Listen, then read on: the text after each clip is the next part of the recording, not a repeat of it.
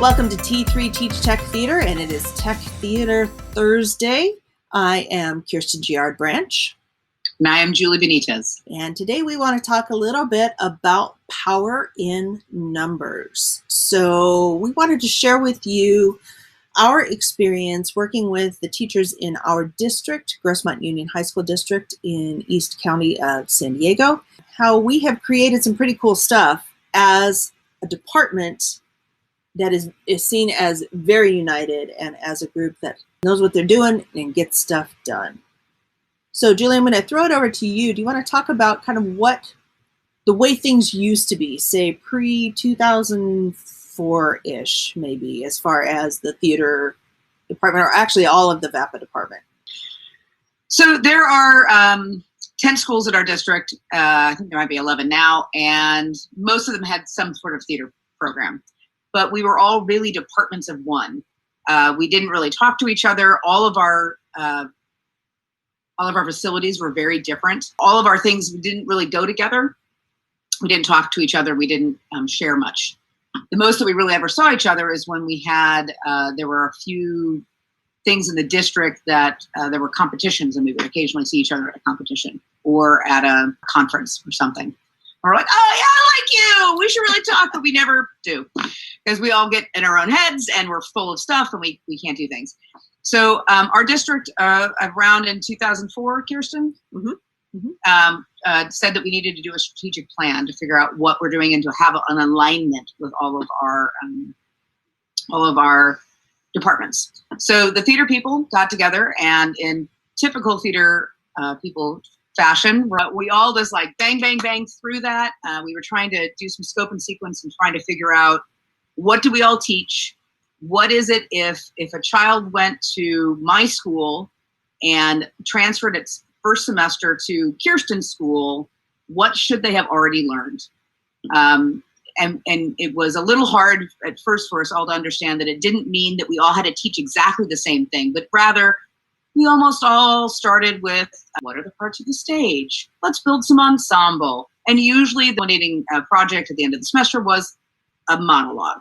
Yep, we all agreed that that's kind of what we did. Some people would, throughout the year, teach stage combat. Some taught theater history. Some focused more on oral interpretation. But we just looked at what did we all do together, and we made a scope and sequence. So it was really nice seeing each other and getting a little bit of a sense of we're all together.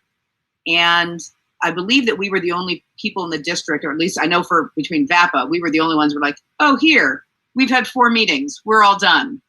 And that's the beauty, I think, of theater people, right, is that we know what the end game is going to be, and we don't have a lot of time to mess around. So it was all a matter of coming together with what is the common language. So we had the conversations of what can we control, or what can we have a conversation about? I can't talk about my facility versus somebody else's facility, or I can't talk about how I'm getting more money from ASB than somebody else is, or vice versa. But we could talk about where are the commonalities in curriculum. And once we realized we had more in common than we had different, it really helped to kind of create a culture within the theater department, especially. VAPA, certainly to some extent, and when we had meetings with all of us, there were about 100 and something teachers there, which is a wonderful power in numbers experience.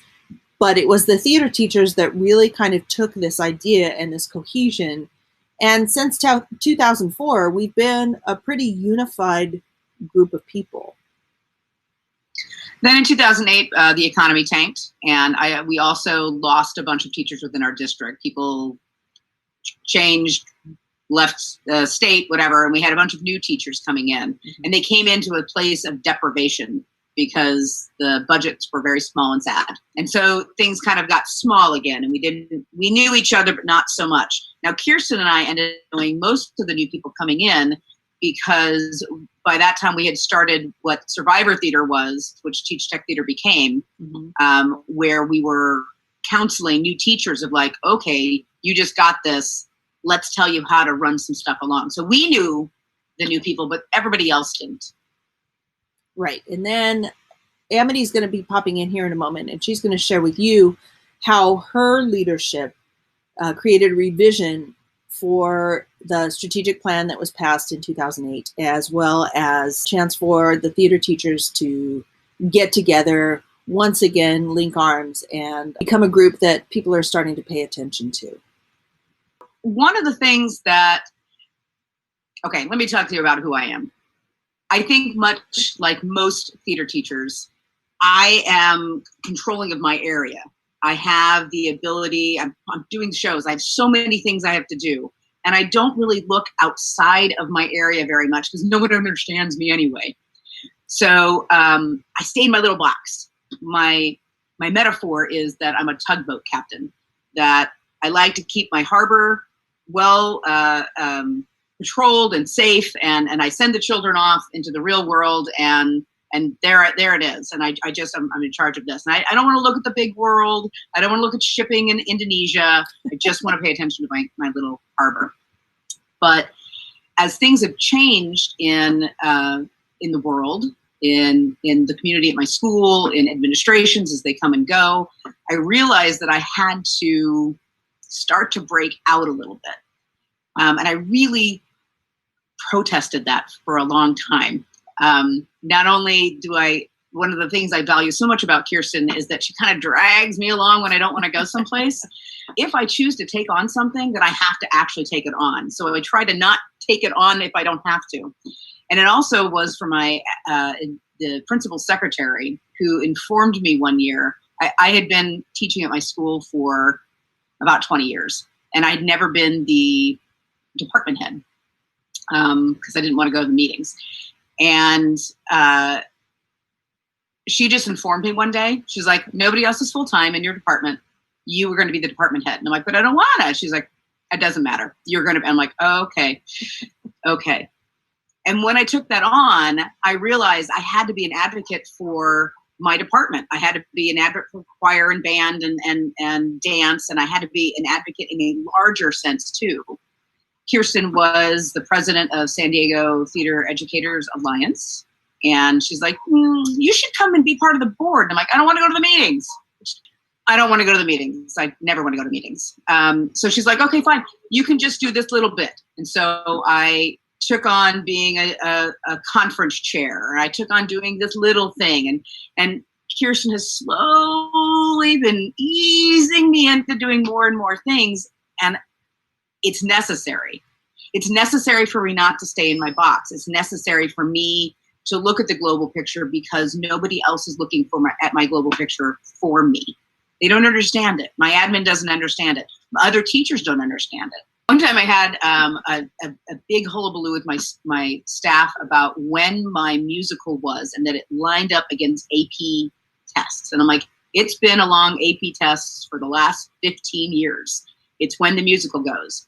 And I had some pushback. And so I wrote out this big manifesto of like, let me tell you what happens at the beginning of my year till the end. And this is when the musical has to happen because this is when the musical has to happen. And I know that I had teachers who came back from that and they're like, I had no idea that you did that much in a year. I had no idea how tight your schedule was, that one thing runs right into the next, and then I'm not trying to be capricious about when my shows are. And I'm not, I'm trying to avoid homecoming. I'm trying to avoid prom. I'm trying to avoid breaks. Who wants to go on a break and then come back immediately and have opening night? Nobody. And so I had to be an advocate for myself, and I had to be an advocate for the larger community. And now that I realize that I've been here, I'm like, God, the whippersnappers, they don't know. I have to get in there and do stuff. And you've been a fabulous addition to everything that we're doing. One of the mantras for me has always been that we have no choice, that we have to stay together because we are such specialists and nobody understands what we do. So when all of this distance learning stuff happened, we started meeting as theater teachers once a week just to talk about how are we staying sane, what is happening here. And because of that, we have had some attention kind of brought our way. We made a video. Good attention. Very good attention. We made a video. Most of the theater teachers in our district were a part of that video, advocating again for theater and for what we do. And there will be a link down below in the comments for you to take a look at that.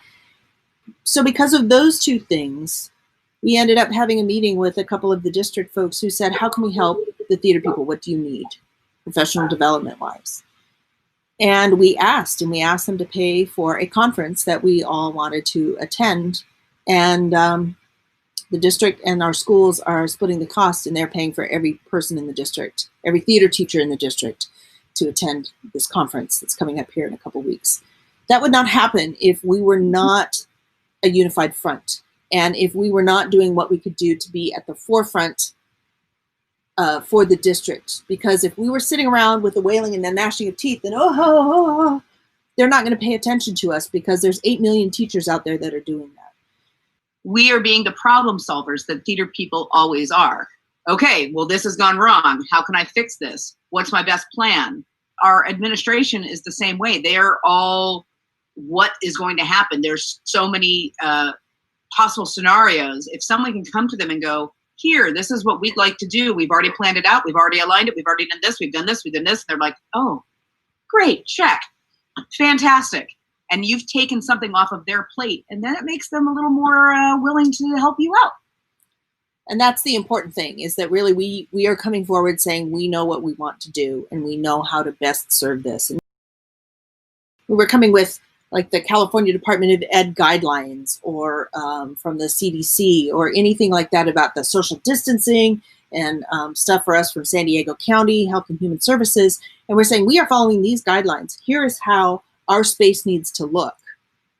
And we are in the process of all of us going through and figuring out what that social distancing space looks like, and taking photos, so that when our district comes up finally with whatever plan it's going to be, right? Who knows, because it's going to change in 8 minutes anyway. But that we will have our ducks in a row. And with that, then, that's one less thing for everybody to worry about. And so our hope is, with that idea, that then we kind of get our own way, but we're also protective of our own stuff.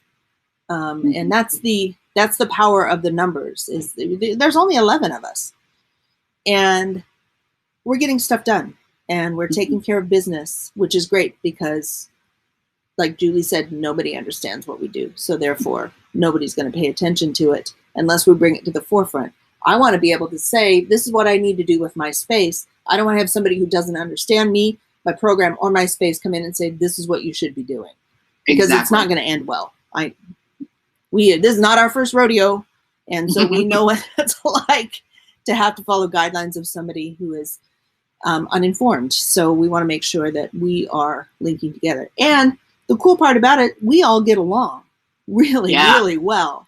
We all kind of come in low status and just chatting. And when we come up with our curriculum for the fall, which we're going to work on together, we're going to divide and conquer. So we're going to figure it out with who has this strength, and we're all going to create units together, which I think is delightful, because it makes me a better teacher to see what everybody else is doing and to have input into what I'm doing. That's the best part. And for me, because I know that there are certain areas that's not my favorite.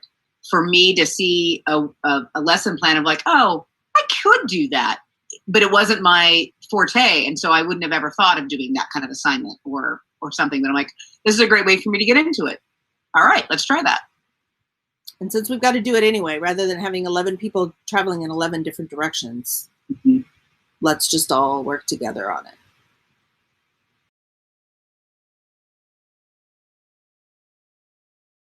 As promised, we have our very good friend and colleague, Amity Ecker, here. And Amity, why don't you just kind of say hey and tell a little bit about yourself, how long you've been in the district, etc. Hi, yeah. I've been teaching theater in Grossmont District since 2002. I was a very young buck when I started, and it's been about 18, 19 years or so, and the collaboration really has helped a lot. So you were a brand new teacher then, what, a couple years in, when we first started collaborating around 2004 with the first strategic plan and creating our scope and sequence. What was that like to you then, as a new teacher coming in, to be able to work with kind of a variety of different folks towards this common goal? Oh my gosh. It was everything.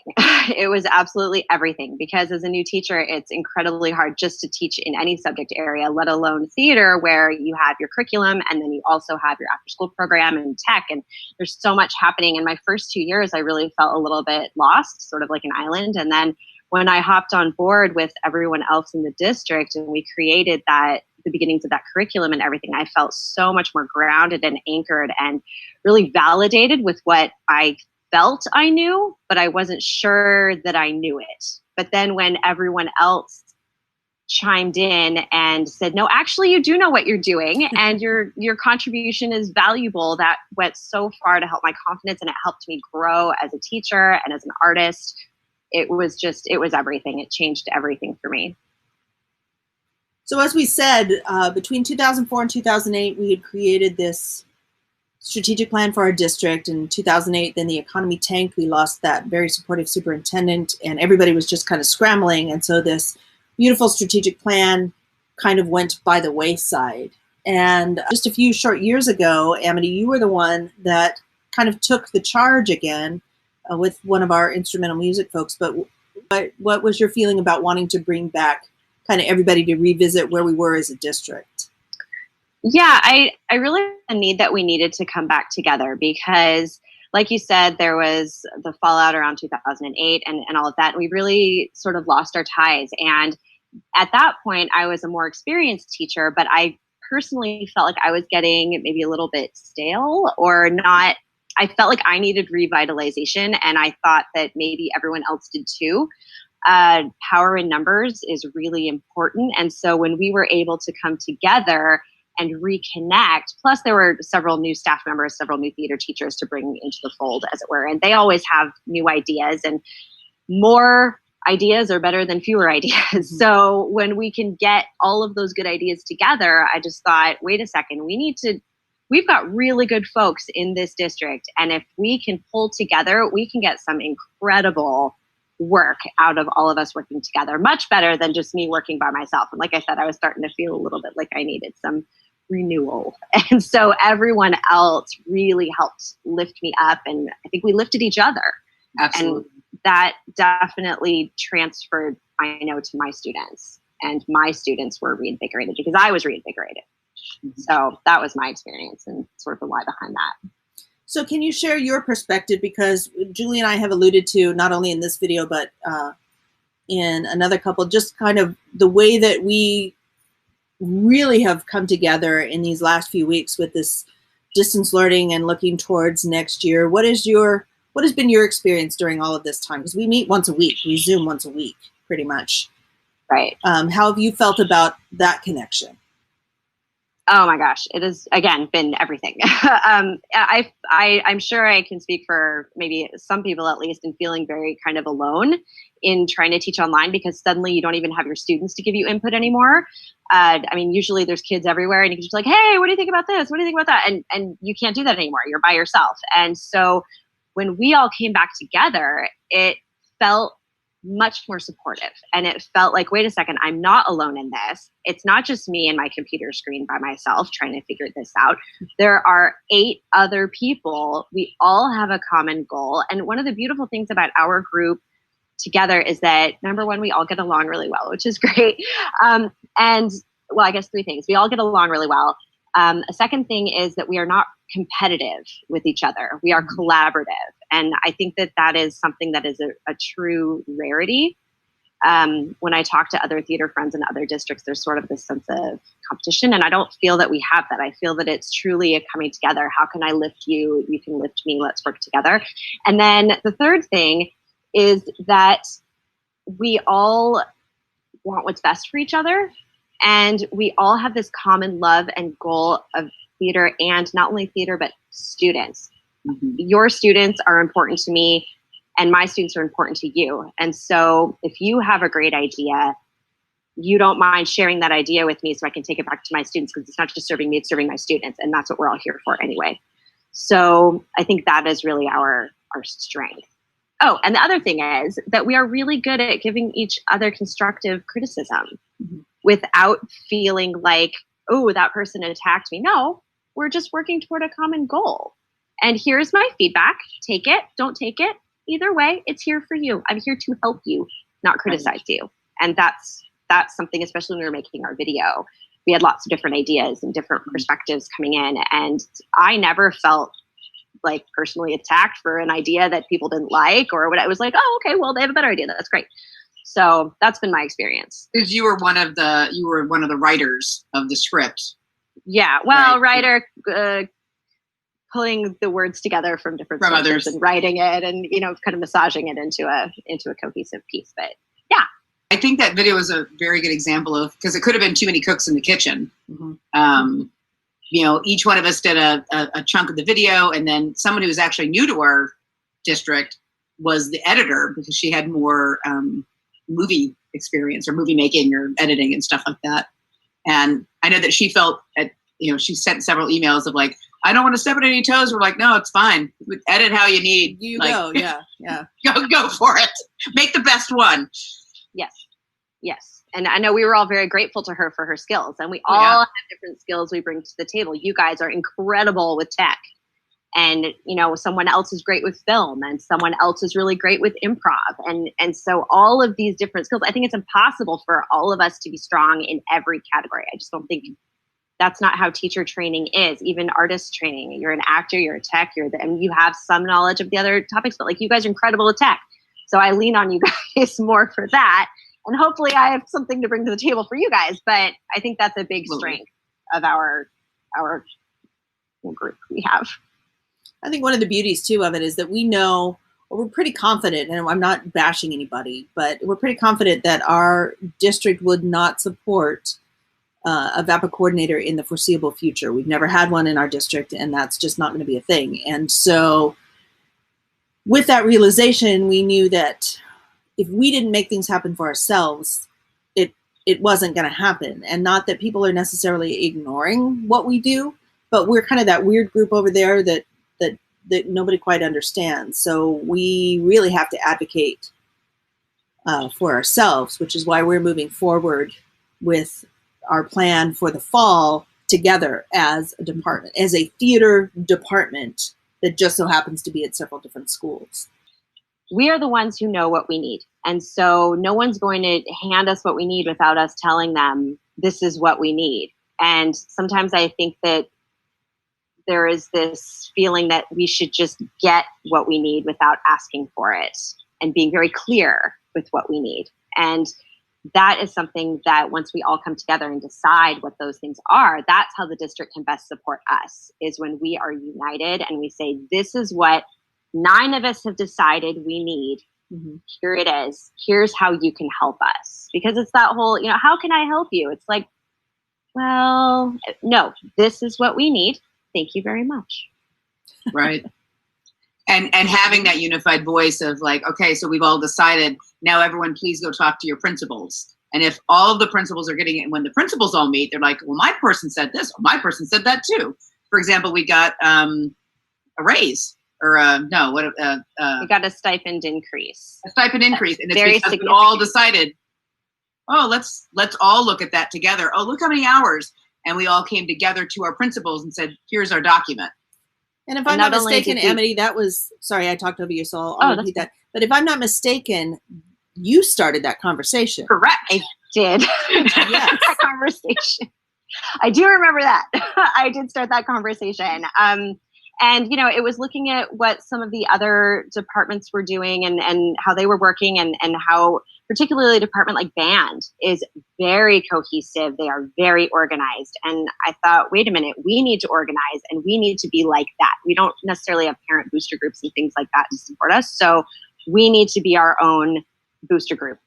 And, we went to the union and we never could have gotten that very significant stipend increase without coming together, creating that list of hours and responsibilities, and all of us being on the exact same page, and all of us talking to our union reps in the district and our principals and all of that stuff. So again, we could never have done that without every single person on board. Sometimes I get this sense of oh, we should have this, and there's no money for arts, and blah, blah, blah, complain. Well, how can we come together and make a significant change? And what are the action steps we can take together? Me alone, I couldn't do it. You alone, you couldn't do it. We can do it together. And that's the only way, is creating a significant action plan and actually following through with it, instead of just saying, beating your heart and, oh, I don't get what we need. And we got what we wanted.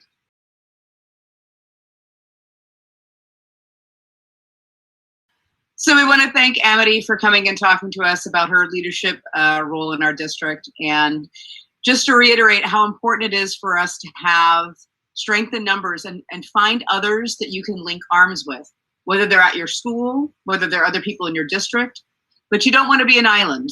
And that instead of just wailing and gnashing our teeth about like, I don't have this, I don't have that, what is it that you could do? What actionable steps can happen so that you can get the things that you need? We're not going to get everything we need. We never will. But what can you do today? What can you do this year to try to make everything a little bit better? And find friends to help you do it. And in this time of distance learning, everything is such shifting sand anyway. There's going to be a whole different normal that nobody can predict right now. And I know for me, I don't want to have to try to navigate that without people in my corner. I want to find that posse of people I can trust, I can brainstorm with. So we just want to encourage you to find somebody so you don't feel so adrift, because you're really not alone. So many theater teachers in this exact same boat right now. And we just wanted to share our story of success through a lot of trial and error and through a lot of challenges, but it can be done. And if you don't have anybody, guess what? You've got us. Because let us be part of your posse. Let us be part of your tribe. On our website at teachtechtheater.org, I have been adding things daily, assignments and ideas and links to websites, things that can help you be a better teacher and things that can work for you in distance learning. So please check that out. So if you have any questions, you want to email us. We are at teachtechtheater@gmail.com. Check out our website at teachtechtheater.org. And we're going to look forward to hearing from you. Thank you so much. Please remember to like and subscribe on this video. There's a link in the comment section below about our video that we did for our district. Check that out. And we would love to hear from you. So thank you so much for watching, and we'll see you next time. Bye. See you next time.